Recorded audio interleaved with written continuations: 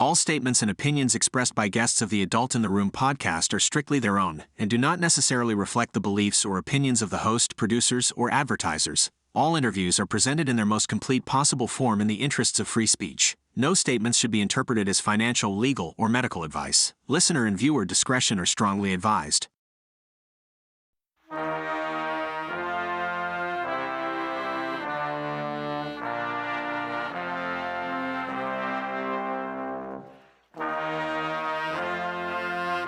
It's the Adult in the Room podcast with Victoria Taft. That's me. You know, for years, one of the most consistent guests on the Tucker Carlson Tonight program on Fox News was Chadwick Moore. I mean, he had a permanent seat there, and he was on Carlson's last show.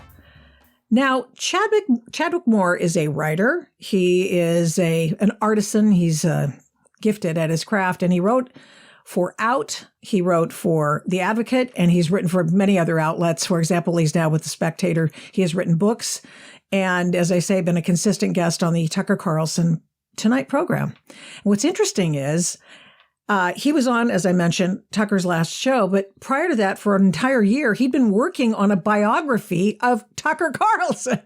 So, I mean, that's got to be interesting timing. And it was somewhat providential for a guy trying to sell a book. I think maybe some good stuff, some not so great stuff.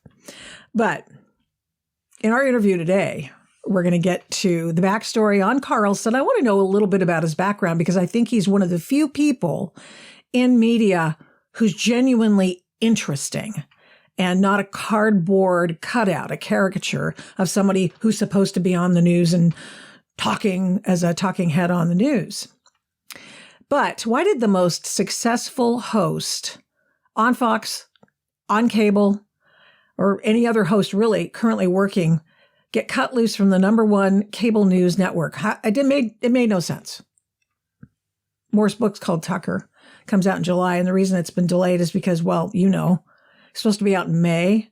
Now it's out in July because of what happened to Tucker Carlson. So I want to know how all that worked out, too. What happened when you figured out what had happened to Tucker Carlson? Now, Chadwick Moore, welcome to the Adult in the Room podcast. Oh, thank you so much for having me on, Victoria. I really appreciate what I know so far of your book. And I've listened to a lot of interviews. By the way, the best interview that you've conducted to date that I've heard is with Michael Berry. It's just incredibly thoughtful. Really enjoyed it, except it was cut off. And so I didn't get to hear all of it. However, I did find out and divine from one of the interviews that you did, one of the most extraordinary things I could have found out, I think, maybe about Tucker Carlson and his background, and it's that his wife has never seen his show. How is that possible? And what kind of a relationship was this? Oh, or is this? You have really done your research. Yeah. And I read about that in the book. So Susie, his wife, so they met when they were in high school. They've been together ever since when they were 15 years old, which is incredible. I stayed in their home at their request, which was sort of amazing. Every time that I interviewed Tucker, they insisted I stayed at their home. And they have like such a lovely relationship. It was really, it was like a beautiful thing to see. And clearly, extremely important to Tucker. And I think, it has a lot to do with who the man he is today. So they don't own televisions in either of their two homes. They don't own televisions. She's never seen the show, save for one time when she went to the studio to watch it live. But she read his monologues every night before he sent them off to the producers. She would read them. So she knows what's going on, obviously, but they just don't watch television. They're not TV people, which is ironic considering he was the number one host on cable news. That's one of the interesting quirks. They're both, neither of them are on social media. They really make great efforts to kind of tune out the noise. Susie is great. She's Tucker told this story about buying her an iPad once, and she just kind of looked at it strange and put it into a drawer and never touched it again. Really? She loves. Oh yeah, they're Luddites. I say that in a loving way. They're loving Luddites. Way. Yes. Yeah. So they don't watch TV, and she's never seen the show except for that one time, and she sat in studio to watch it. That is extraordinary. What other houses? They have two houses, right? There's one in Maine and one in Florida. Whatever happened to the Washington, D.C. house when it was surrounded by the Antifa-stannies? Was that the final straw? What happened there? It was actually. That was the final straw. They attacked the home. Susie was at home. Tucker was at work. They tried to break down the door. They vandalized the place. And they lived in D.C. forever. And that was the final straw. After that, Tucker said, we're going to permanently relocate to Maine. And he looked at buying the town garage, which he ended up doing. That was kind of like a drama with the town. Not against him. They love him. But like some journalists came in and were trying to prevent him to do it. Some local media, which is sort of interesting. And that was it. And then now they do part-time in Florida in the winter, mainly for Susie. Because Susie, they both love Maine, but it's where they live is extremely isolated. Oh, and, yeah. Ferries everywhere. Oh, yeah. And they mainly do Florida for her because, she needs a social outlet. She needs to be around people. So if Tucker could have his way, he would be in Maine year round. Has Susie always not watched him on TV? Because, of course, he's done stints at CNN and MSNBC, had his own show for a while, which I don't think I ever watched. I just knew it was there. Because I was never that impressed with him until he came over to Fox. And what happened? What was that? Well, okay, first of all, let's find out about Susie. What kind of did she always not watch him? Yeah, no, she just never watched him. She's always been this way. She's sort of like the last soldier in Okinawa. She's like really clinging to an old world in the most perfect way ever. She loves like handwriting letters and she keeps like she still has the date books from every year of their marriage. So well over 30 date books. And she actually showed me the whole stack of them that has their entire life in these books. Really? Which is really sweet. Yeah. Yeah, that is really sweet. Is she a writer also? I know nothing about her except that she's married to him. No, but she's a huge reader. She reads every morning for at least a couple hours and she loves book. And Tucker came from a literary background. He started as a writer. And if anyone who watches his show or watched his show would be able to tell that those monologues he writes himself, And they're very literary. There's such a literary quality to them. His heroes include people like Hunter S. Thompson, P.J. O'Rourke, and he kind of like stumbled into television. He didn't seek out to become a television personality. He was mainly a literary guy. I remember his writing at the Weekly Standard with Bill Kristol, one of his biggest fans now, and that's a joke. You talked to Bill Kristol for this book, didn't you? Oh, well, I tried to. He wouldn't talk to me. Amazingly. A lot of those people wouldn't. Oh, yeah, but I dug up some great quotes from Bill Kristol back in the Weekly Standard days where he just sang Tucker's praises up and down. But no, so many of those people, especially Bill Kristol, refused to speak to me over this book, which is so funny because they incessantly talk about Tucker, but they wouldn't speak to me personally. I'm trying to think back to his writings in the Weekly Standard. Those are the old neocon days, the Iraq War and evil versus good, which of course still exists in this world, as he's fond of pointing out. Was he did he throw his lot in with the neocons? I can't remember. I think he wasn't he? Wasn't he one of those guys who, warmonger, this and that? Yeah, for sure. Okay. For sure in the build up to the Iraq War, definitely. He wasn't, I wouldn't say like necessarily a big warmonger, but he was definitely on the side of the Bush administration and on the invasion. Okay. Until. Me too. Me too. I wasn't a warmonger either, but I mean, I was listening to George Bush and I believed him. So there you go. Well, he did too. And actually one of his biggest political pivots was because of the Iraq War in 2003, he went to Iraq for Esquire magazine to write about these contractors. He was embedded with them who were, operating in Iraq. It changed his entire opinion on the war and Beltway conservatism. Like that was probably his biggest political turning point was when he physically went there and saw what was going on. And then he immediately became against the war and really against the establishment, like sort of from that trip. I'm going to go back and read that. Yeah, it's a great piece. It's a really beautiful piece. Yeah, he is a really good writer. When the Tucker's last monologue was going around on Twitter, I don't know where that came from. Was that you? I read it. I go, oh yeah, sure. Somebody AI wrote it or somebody else wrote it, and I read it and I go, no, that's Tucker Carlson. That's absolutely him. Yeah, his final monologue. Yeah, the show the one that didn't air for April 24th. The one that didn't air. Yeah. Now, he was. Mm-hmm. Well, let's just go back because I've started something, and I started something with talking about Susie and never watching him. I want to find out what that moment, the television trajectory as well. You've already told me one of the goalposts, if you will, or whatever benchmarks in his belief system was going to Iraq. what was it about the CNN and MSNBC experiences that catapulted him to become how good he is on television? Because he didn't used to be that great. No, that's a great question. It really is. I think it was an amalgamation of age coming into his own. His values have changed very little. So like we mentioned the Iraq War, of course, he certainly shifted up things like that, but his values have always been, he's sort of, and he always has been, and much like his father also, I would add, sort of a rapscallion, kind of a mischievous little scamp.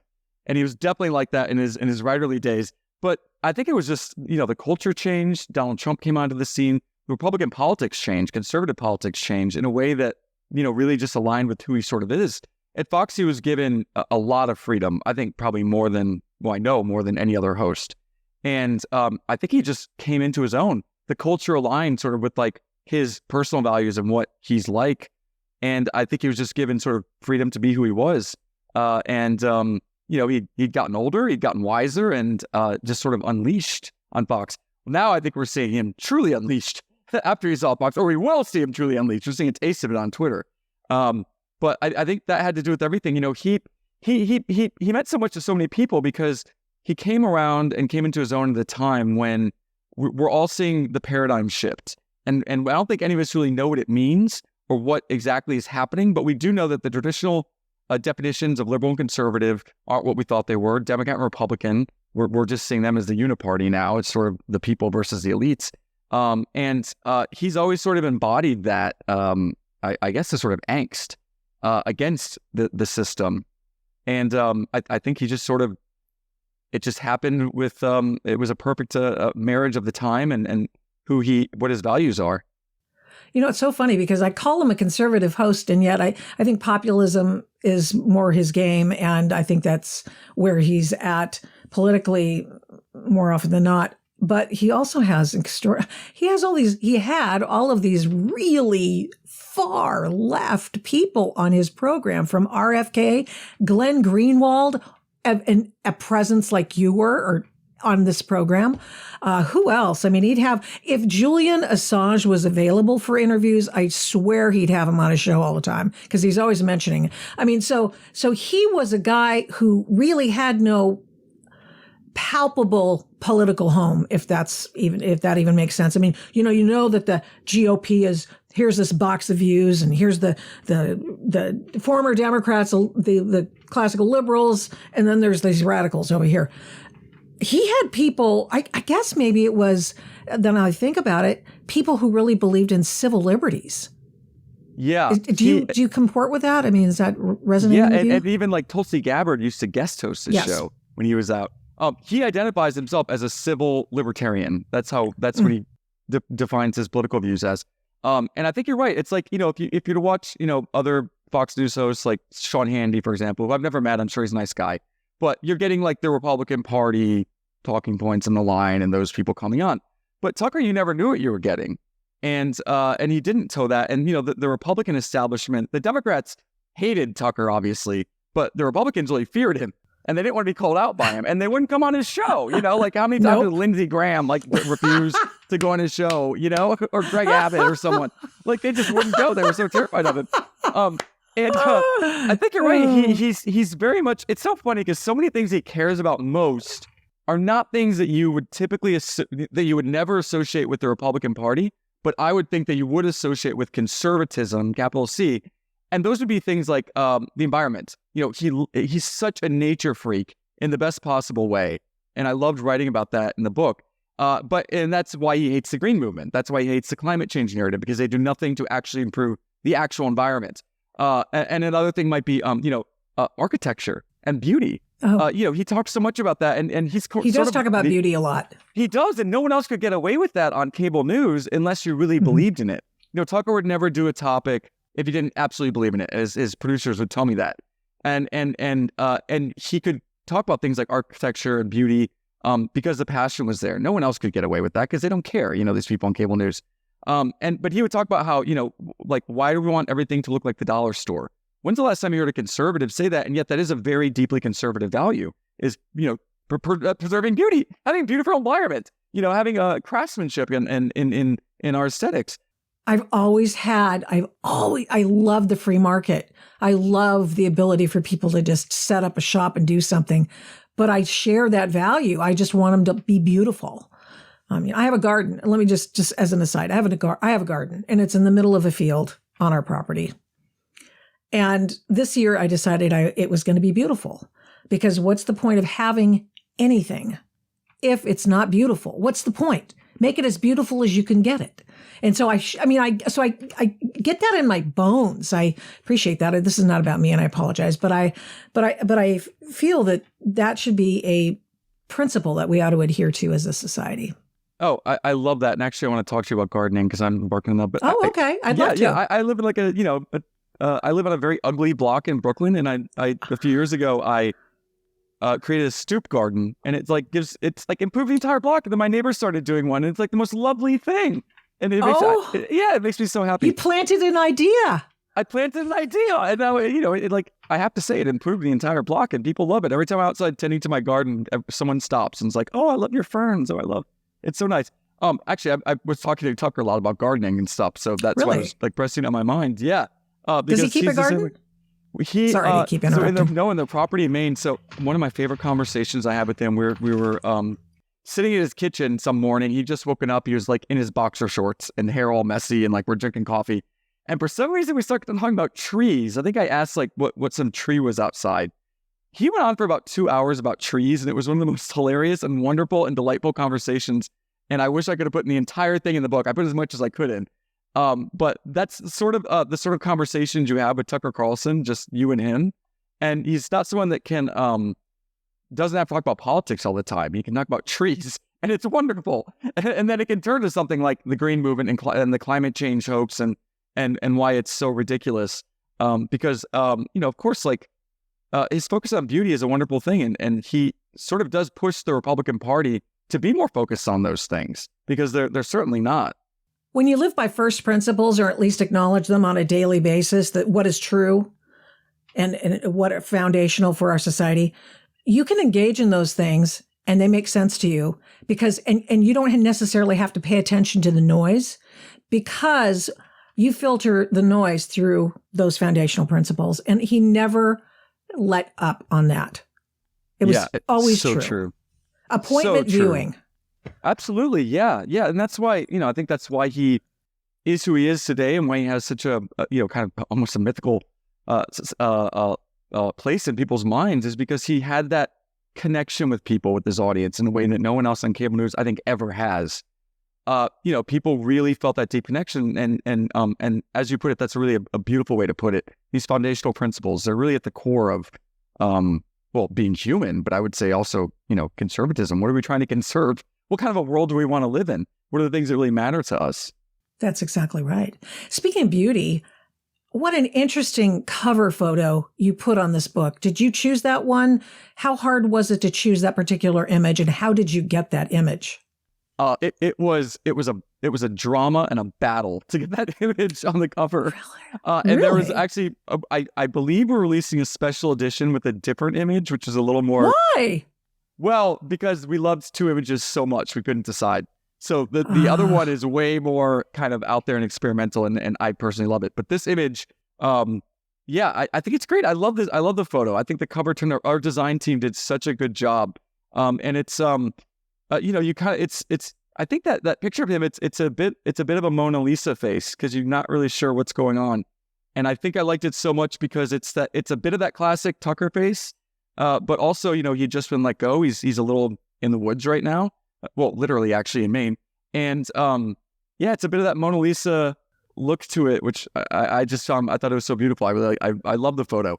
And then, go ahead. Sorry. No, go ahead, please. No, you. Oh, I was just saying, the other photo is a little more avant-garde. The other cover that we might do a limited edition of, it's a little more avant-garde and quirky, and I like that as well. He cooperated with the book, but he didn't, quote unquote, authorize the book. How does that sort of work? Yeah, the term authorized biography is a little strange. Often, but not always, it implies that the subject, reached out, found a writer, they wanted a book written about them, they had editorial control. So I'm an independent biographer. Tucker's not affiliated officially with the book in any way. He's never seen a word of it, nor is he asked to. And he trusted me, which is a great responsibility, especially now, and a nerve-wracking responsibility. But he just totally like opened up his life to me. And I feel so honored and blessed. But he's not he's not the sort of person that would ever like want a book written about him. He doesn't like that sort of attention. And he told me that the first phone call I ever had with him when I approached him and with this idea. I think I really don't know why he gave me this access, to be honest. I can only think that I think he was just being incredibly kind, and maybe he liked my writing and wanted to give me this opportunity. I think he trusted you, obviously. Yeah, he did. He did trust me a lot, and that means the world to me.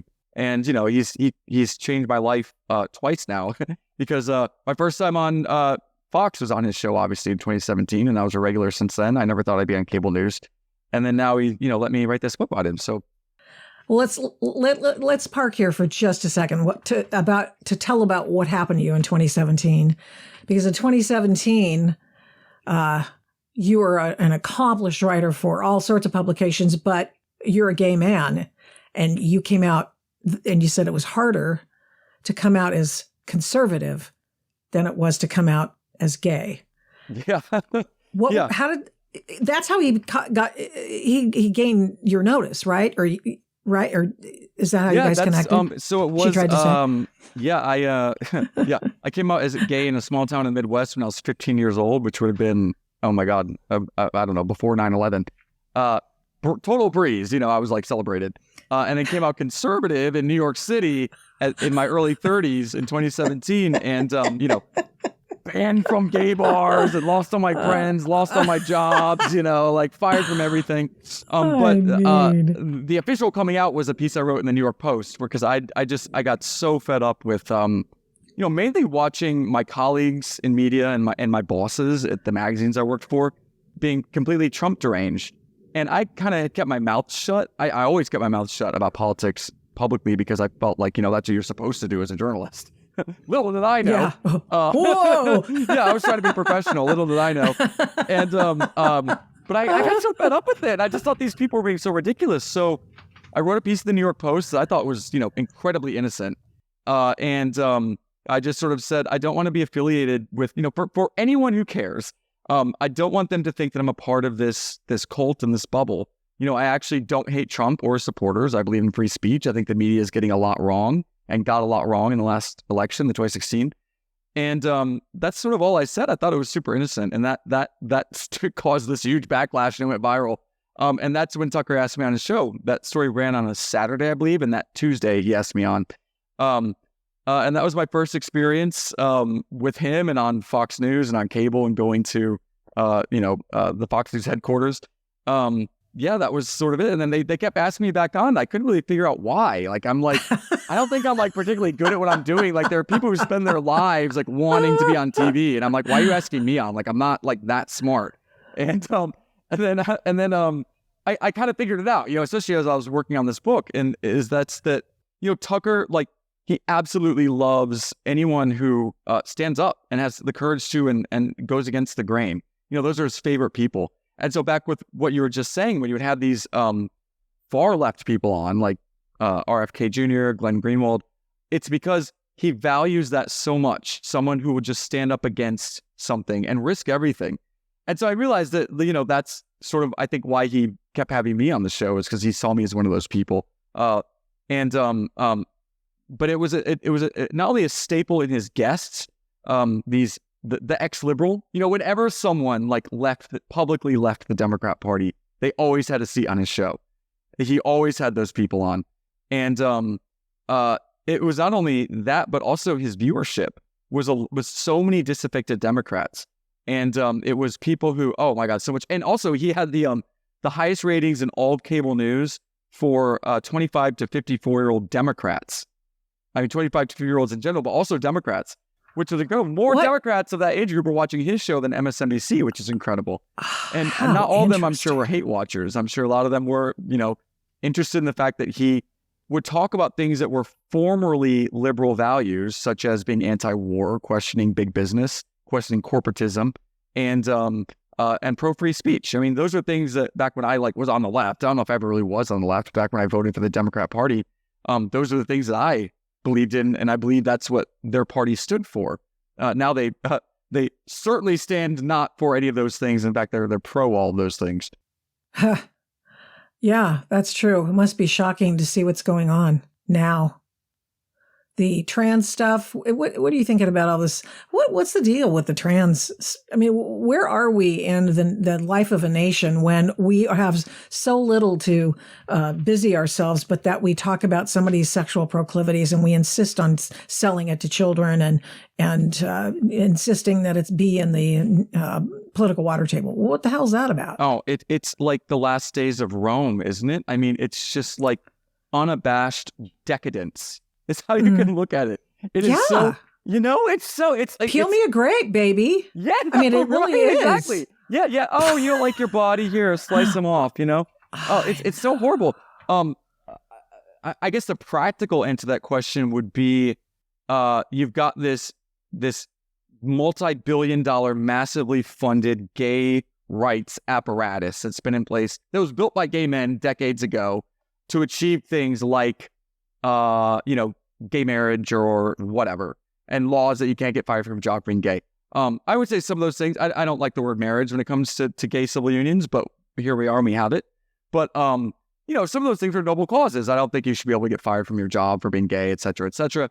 But you have this apparatus in place that now has nothing to do except for this trans stuff. And even then, now they have to push it on the children. So I think you have a lot of these groups that are, they need donors, they need money, they need a reason for living. So this is the hill they've chosen to die upon. And they're extremely powerful. I mean, obviously they have the president of the United States talking about transgender children, which is the strangest thing and the creepiest thing in the world. But I think... Especially with his background. Yeah, exactly. But I think that the deeper and darker thread of that is, I think the thing that motivates the left, to its core right now is depopulation, like 100%. It's why they love abortion. It's why it's a climate change. 100%. It's always been about that. Yes. Always. Yes. Every movement, the Green Movement, the Sierra Club initial, its origin story, their zero population growth group. That's, I mean, there might be a group before that, but it's always been about zero population growth. Yes. And why? What? Why? Oh, why? Oh, I could tell you from behind enemy lines why that is. Okay. I remember even like when I was hanging out with liberals all the time, when my world was all like liberal intelligentsia, they talked about it constantly. Like it is legit what motivates everything. And to some of them, I didn't at the time think these were evil people. These were my friends. I think that they truly believe that, the planet is at, critical mass, that, we can't sustain this anymore, they believe these doomsday conspiracies that the climate cult preaches. So I think so many of them are misguided. I think that they don't really understand. I think they don't pay attention to actual science. There's so many books they could watch, read, and videos they could watch that, really sort of explain just how little humans actually do impact the environment. You know what I mean? And actually how much good we do. Obviously there are bad things that we do to the planet, but I just don't think they understand it. I mean, I think they're so obsessed with this doomsday scenario, but that's this liberalism to a T. This is the biggest thing that I noticed when I left the left and joined the right, was the difference in the people that I met and the difference in my friends. Everyone I knew on the left was unhappy, and they made more money than me. They had great jobs. They had great families. They had every reason to be happy people, but they were all miserable because they subscribed to this worldview that we're killing the planet. Everything is dying. We're killing the polar bears. We're killing black people for sport. We're a horrible species. We're doing the worst things that we can. And then you go over to the right. I'm still amazed by this. Everyone I meet on the right is so, for the most part, full of love and light, and have a levity to them. I would say love and light in that that way, but lightness. You know what I mean? Yeah. Love and light. Yeah. No, a levity to them. Mm-hmm. And it's really just, it's the worldviews that we subscribe to. the difference between walking into Fox News headquarters, obviously not anymore, but before Tucker's firing, now it's a different environment. But the difference between walking into Fox News headquarters and walking into CNN's headquarters, which I've done both, is night and day. At Fox, like, everyone's happy. They were happy. It was like you wanted to be there. Everyone was fun. The makeup ladies were hilarious. You go into CNN, everyone's like miserable, angry, and treats you like dirt. And it's just like, it's a difference in the worldviews. It has to be. So here you were. You were face on Fox News often on Tucker's program, as well as others, including the Greg Gutfeld show. And I understand he just cut you off. Yeah. To Greg's credit, it certainly was not his decision, but they booted me off. I was scheduled to be on his show. They schedule those things weeks in advance, like for your appearance on Gutfeld's show. And I was a regular once a month for the entire 2 years of the show.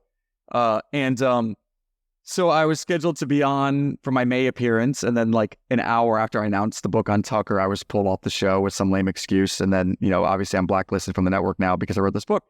To Greg's credit, I'm sure that was not his decision, and I'm sure he didn't like it. But I tweeted about it because I thought people should know what's going on at Fox. And then Greg blocked me on Twitter, and I couldn't believe it. Come on. I always think that he's bigger than stuff like that. He's very I'd small. like to think that. Yeah. No. I mean, I don't know. I think he's probably one of the good ones at Fox, but I think he's a company man. You know what I mean? Like most people who are still on air there. But what Greg doesn't understand, and that he should certainly be privy to, is that, and Tucker knew this very, very well. And he told me this, and he's written about this before, is that, and he had people like early mentors in cable news, like Larry King, who told him this, is that every job in cable news is a temporary job. And you need to prepare yourself for that, because you are so interchangeable and forgettable, especially to a network like Fox. You are nothing. Case in point, what they did to Tucker. So I think it would, I think a lot of, people in cable news, like they're TV people, so many of them are shallow and vapid and not very smart. I don't think Greg is any of those things, but it's true. I mean, it's true. I don't think Greg is any of those things, but I do think Greg that has very strong convictions and values, but he should know that he will get the Tucker treatment in a second, and he should not forget that, I mean, Tucker's released. He's still getting a paycheck from Fox News, so he wasn't technically fired, but he's released. And that should make everyone, Dana Perino, Greg Gutfeld, Jesse Waters, all the stars on the network really think about what they're doing. And, that's probably why part of the reason it happened, because you talk about why he was taken off the air. Tell us the story as you understand it. Yeah. That's a super smart point. And that's sort of my personal opinion, is that he was taken off the air to be made an example of. So as you said, everyone suddenly gets into line, and oh my gosh. That's not what my sources told me. My sources told me something else, and I have no reason to think that they would lie to me. But, they told me it was a part of the condition with the settlement with Dominion. And I think that these people know what's going on. If I hope that's not true, because if that is true, Dominion's of course denied this, and Fox has denied this. But I hope it's not true. They said they didn't insist on it. Dominion said they didn't insist on it. Their wording was super curious. Whatever. They said we did not insist upon his firing, and as you just pointed out accurately, he's not fired. He's still an employee of Fox News.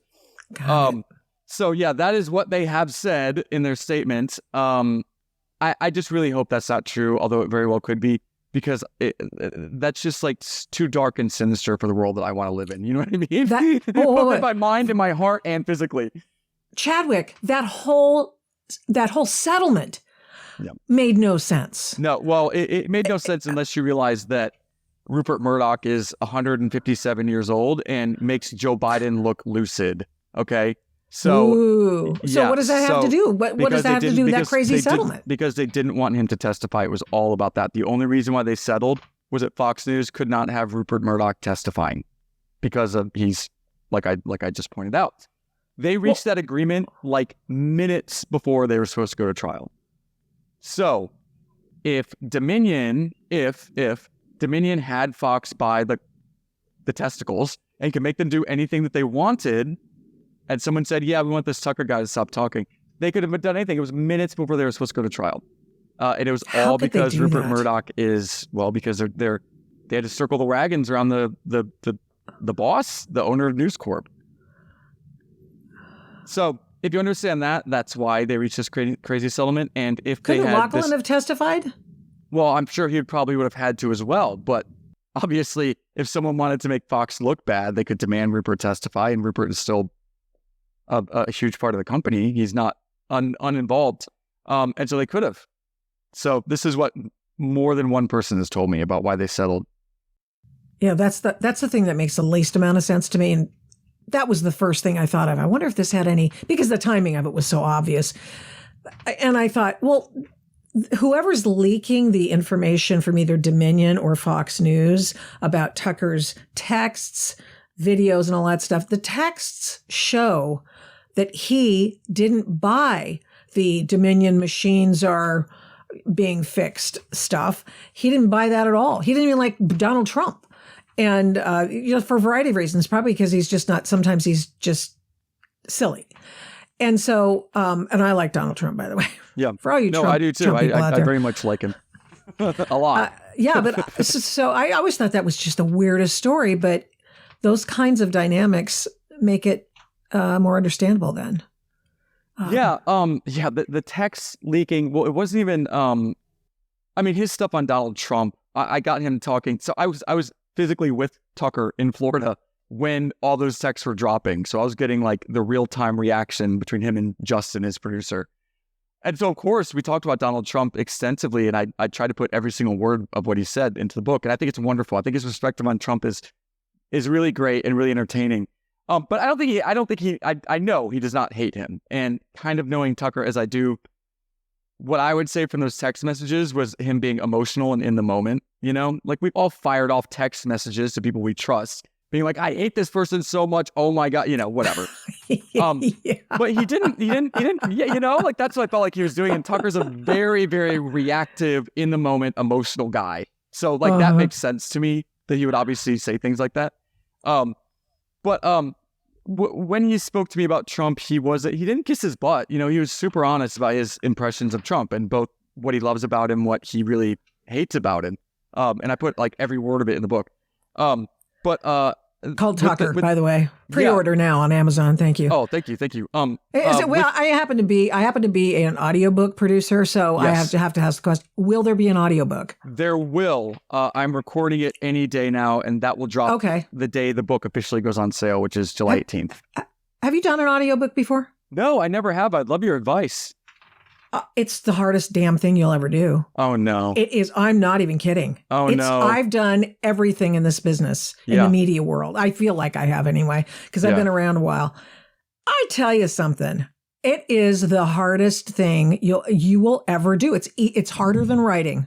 Harder than writing.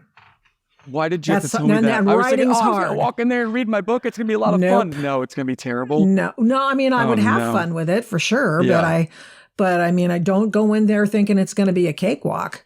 And if it is easy, really great. Glad we had this chat.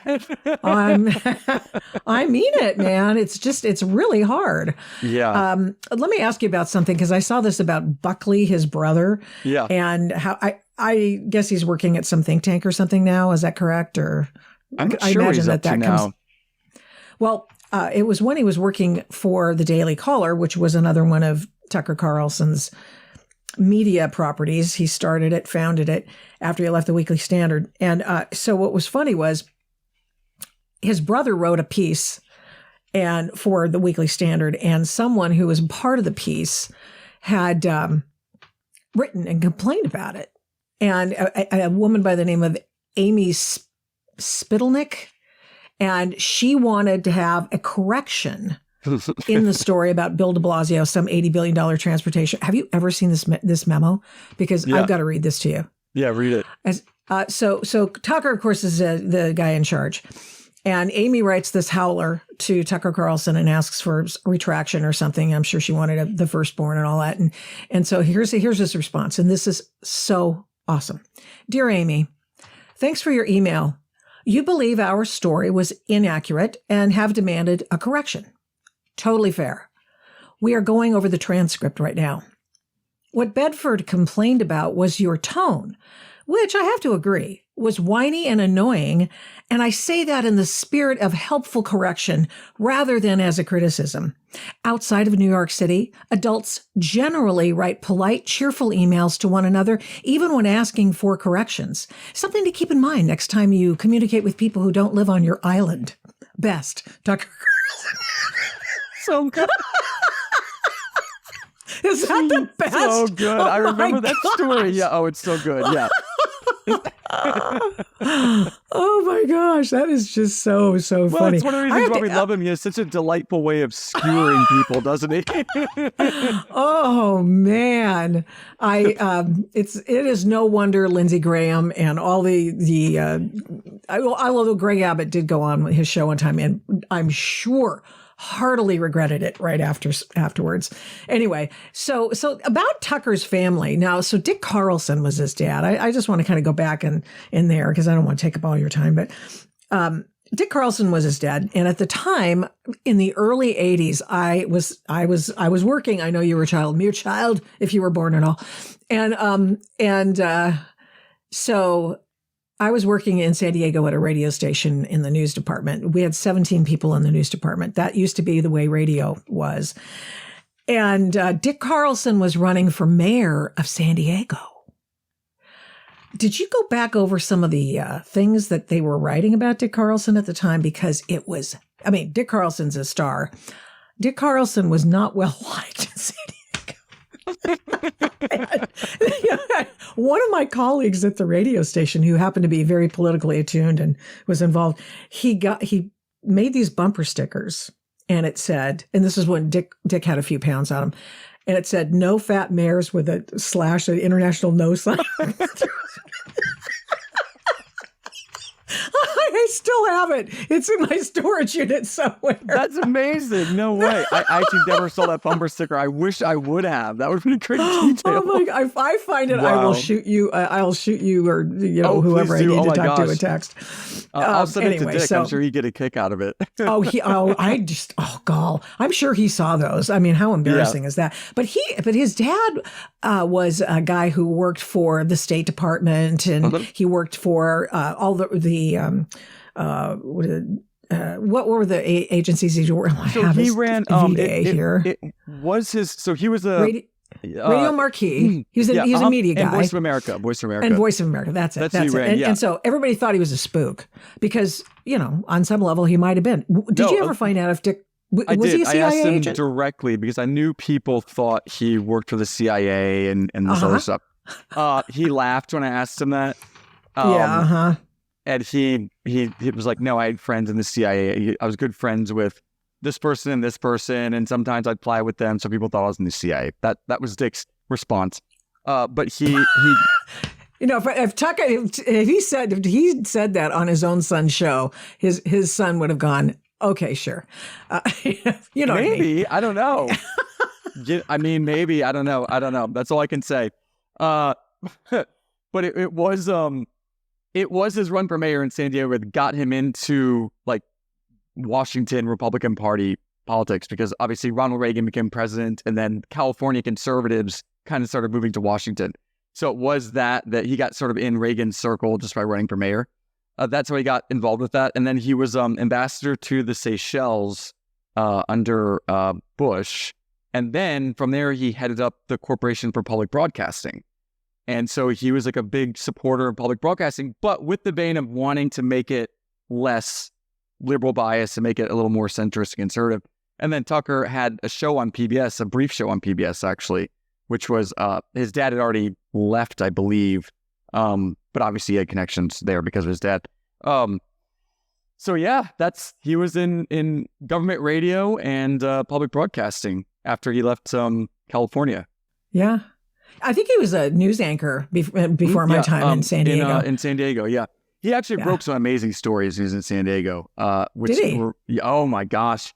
He won an Emmy for his 37-part series on, actually this was when he was in LA, not San Diego, but he was on, he launched the investigative unit for a TV station in Los Angeles, and he won an Emmy for a series that this is so amazing. It exposed there was a car company in the 1970s called the Dale that was supposed to be a 3-wheeled automobile that got 70 miles to the gallon during the energy crunch. And he exposed it as essentially the Theranos of its day. Like, it was a massive Ponzi scheme. It was all a fraud. Wait for the best part. Wait for the best part. The CEO of the company, Elizabeth Carmichael, was on the cover of every magazine. She was hailed as the first CEO, a female CEO of an automobile company. The left was going crazy over her. Not only was she a massive fraud and was scamming everyone out of money, she was also a man.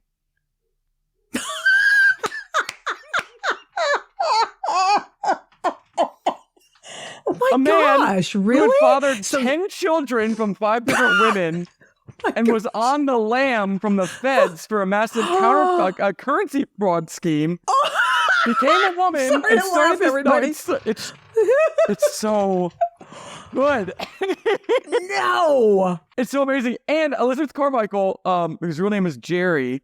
So Dick exposed all this, and that Elizabeth Carmichael was actually Jerry Carmichael, a man, and in a 37-part series for local TV in Los Angeles, and won an Emmy for it.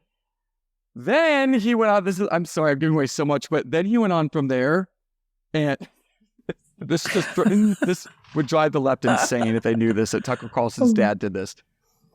He went on from there, and he exposed the fact that there was this was a huge scandal in the 70s. There was a women's tennis champion in California named Renee Richards, who's beating all these women in their tennis competitions, who Dick exposed was also, you guessed it, a man. I remember Renee Richards. I only ever knew. I never knew he broke that story. Dick broke that story. And ironically, they remained friends after that. Because Dick was like, really? I'm not anti-transgender. I don't care. Live your life. But he's like, I just thought it was an amazing story. And they kept in contact after that. Yeah. How wonderful.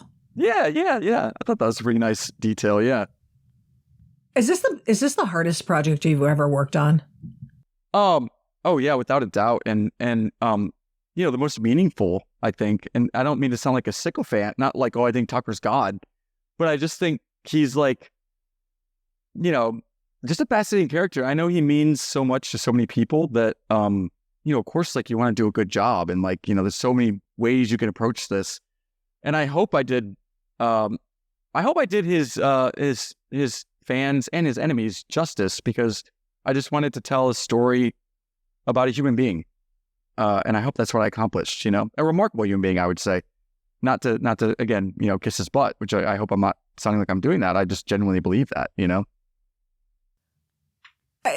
me, it's an interesting thing that he and his wife have you stay with them when you go to do your interviews. What's it like in their house? Oh my gosh. So, yeah, it was amazing because, the first time I asked to come down to Florida, Tucker's just like, oh yeah, bring that group chat with Susie. I was like, oh wow, you got give me your wife's phone number? This is kind of amazing. This is like when we first started. And I'm like, oh, is there a hotel near you recommend I should stay at? And Susie's like, well, no, you're staying with us, obviously. They don't live in their house in Florida. They live in, and it's not like, it's a nice home, but it's not like some palatial estate like Rush Limbaugh lived in Palm Beach. Like, it's like 1,400 square feet, and they don't live in the house. They live in the pool house, like, by design. And the pool house is just like, it's literally just a little building off the pool that has a bed and a toilet, and that's about it. So Susie and Tucker and the 4 spaniels all live in the pool house, but then they come into the main house to like use the kitchen and whatever. And Tucker's like writing garden and saunas, off the main house. So like I was staying in the house, and they're just like, they're just like, anything you want is yours. And, it's so funny because, they just offer you anything. They just want you to feel at home, which I really appreciated. I could tell Susie really loves that. At one of the times when I was there, his producer Justin was also staying in the house with his husband, and it was just like they. There's actually a really sweet story I write about in the book about Justin's husband Ryan had a seizure recently. He has a seizure disorder. And he had a massive one back in November, and he's left unable to speak. He's a young guy, and he has aphasia, I think it's called. Aphasia. Yeah. So he can't speak, and he and Susie were so close. It was like so heartwarming, and Susie could kind of know what he's trying to say and would interpret for him. And then they'd go off and like do lunch together or whatever. That was really a heartwarming thing to see, because they were like a part of the family. Here's Tucker, who's painted as like this like Antichrist Nazi, whatever they want to call him, and then there's this like gay couple that's his producer and his husband staying in his home, and you can tell they're all very, very close, and the husband's going through this horrible disability right now, and they were just like family. It was a really sweet thing to witness. Is he going to get better, do you think? Is he making progress, or is it just he's not going to be able to speak? He is making progress. He could, at first he was left completely unable to speak. And his mind's all there, so you can only imagine how frustrating that must be. So frustrating. So when I was there, he was able to say yes and no. That was sort of about it, but he was going through speech therapy and stuff. Praise to God that he gets better. I think he may, but he's not there yet. Yeah. So what an unusual setup they've got. So in Maine, you've been to their house in Maine too. Does he have studios at both houses, or how does that work? The studio's not in the houses. They're separate, down the road. In Maine, somewhere else. Yeah. In Maine, they live on a 1-acre island, and he takes a boat to work. Yeah. A little tiny little island. And again, it's rustic and beautiful. It's not, opulence or anything like that. Mm-hmm. I can definitely see why he loves it there. In Maine, he commutes to work by boat, and in Florida, he commutes to work by golf cart. Okay. Yeah. That's funny. Yeah, and Maine is very clearly his like most favorite place in the entire world. And that location is where, as a child, they had a summer home. So that's sort of what brought him to Maine. Yeah. Yeah. Now that must be a happy place for him. Now he had a sad story. Besides Dick being quite a character, his mother left the family. She abandoned their family, right? Yeah, Lisa. When Tucker was 6 years old, Lisa, who was this heiress, like legit California heiress from one of the wealthiest families in San Francisco, just decided it wasn't for her. She didn't want to be a mom, and she just skipped out. Tucker never saw her again since he was 6 years old. She died in 2011, but I can't even imagine. I can't imagine being a mother doing that, but then also I can't imagine what it'd be like for Tucker, who is very, I think Susie, I got more of an insight into how it affected him by talking to Susie, than him, because he is very like, of course he's just like, she didn't want us, who cares, blah. That's got to leave a mark. Yeah, well, I gotta say though, something that Susie told me that he said to her was, he said, she left to become this sort of art world groupie, and I talked to people who knew her, and she was big into drugs and alcohol and living that lifestyle, and I think probably her entire life she was probably abusing substances. And he said to Susie once that, I feel really lucky because can you imagine what it would have been like to grow up in a home with that person, with this crazy person? He's like, I feel blessed that she left. I didn't have to grow up in that. I probably would have been a completely different person. I think that it kind of speaks to how his healthy outlook on the situation, he stopped drinking 20 years ago and, doesn't touch anything. And that must probably be a part of it. He, probably realized that he had that in his DNA, So, and his kids are often doing life? Or they're school age though? Are they in college or boarding schools, or what are they doing? They're all in their 20s now. I believe as we speak, they're all out of, I think one is maybe still in college. But they're all, his son just got married a couple weeks ago. I don't know if I'm supposed to wow. say that. Yeah, that might be privileged information, but I'm sure. Okay, whatever. I'm not. I won't say anything. No, you think I'm going to do broadcast it? I mean, I don't think there's really like, I don't think that's public, but yeah, they're all great. You know, his relationship to his children and to his wife is obviously the thing that's most important to him in the world, and I think that what he struggles with most in his life is probably his children's relationship with his job. You know, because it's obviously difficult for them.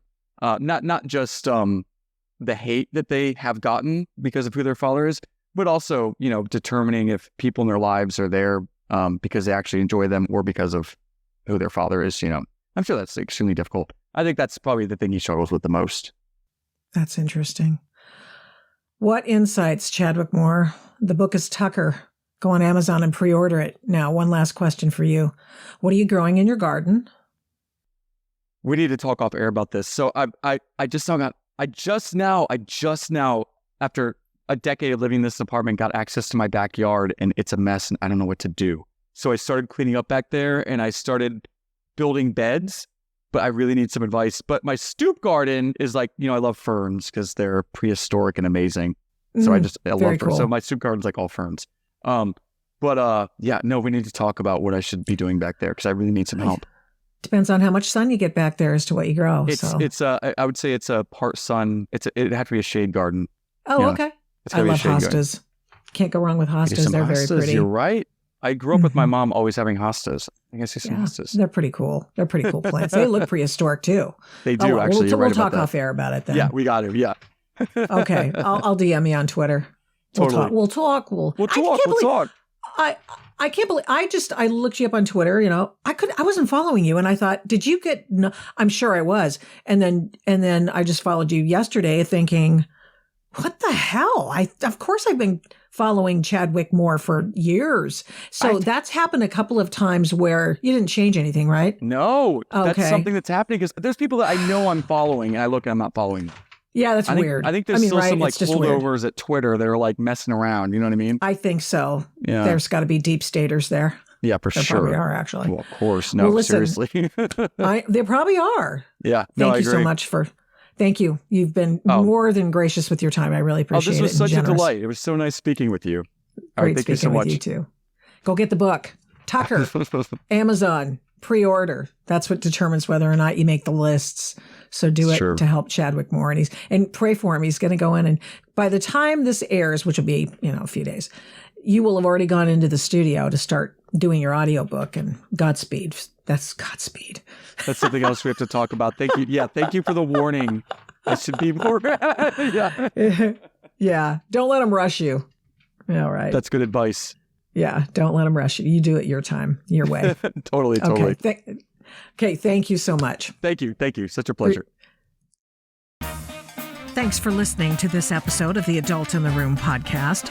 To keep the programs you like to listen to, please rate this podcast with a fantastic 5 stars on your Apple Podcast app every time you listen. And give me a great review. Plus, of course, subscribe to the podcast. It makes a difference with the big tech algorithm and the big tech oligarchs, and it makes us easier to find. Please get in touch with me on all the big tech stuff. Yeah, we're still there. Using the names Victoria Taft or the Adult in the Room podcast on MeWe, Parler, Minds, Facebook, Twitter, and Instagram. Thanks to 1ACast for imaging, editing, and production. The fantastic song is Gospel by the March 4th Band of Portland, Oregon. Music for Antifa versus Mike Strickland is Ride or Die by Raps by RC. The Adult in the Room podcast is also a production of Flamingo Road Studios. Remember, head up, heart out, and strive to be the adult in the room. Till next time, mischief managed.